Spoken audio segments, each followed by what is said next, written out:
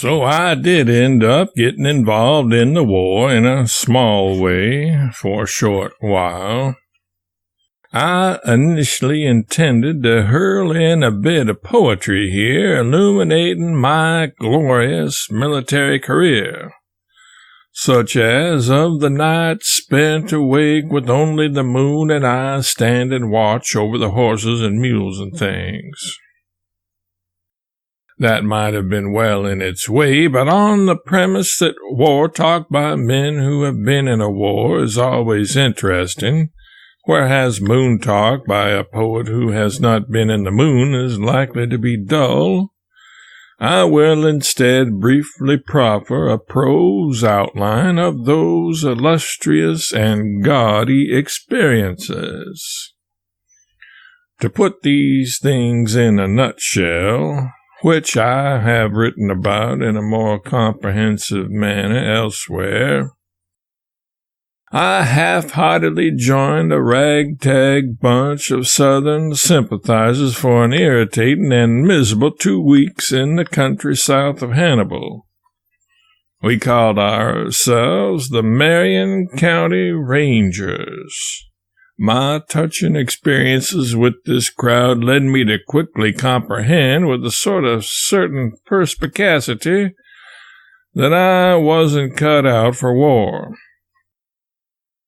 To be truthful, the reason I resigned my post and gave up my commission was because I had become incapacitated by fatigue through persistent retreating. I could have eventually become a good soldier if I had waited. I had got part of it learned. I knew more about retreating than the man who invented retreating. As mentioned, prior to my brief involvement in the great conflict of the age, I had long been undecided about where I stood in connection with it.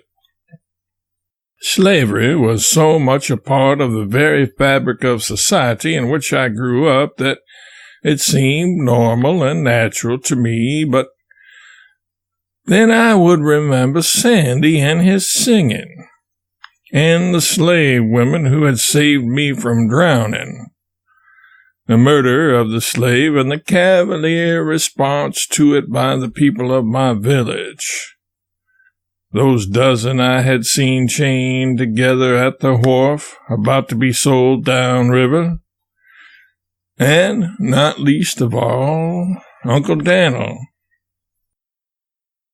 When I reflected on these that I had known, and how they had never done me any harm, but on the contrary had looked out for me, I wondered if Orion, in his abolitionist views, was right after all. Our Civil War was a blot on our history, but not as great a blot as the buying and selling of Negro souls. I began to perceive that education consists mainly in what we have unlearned.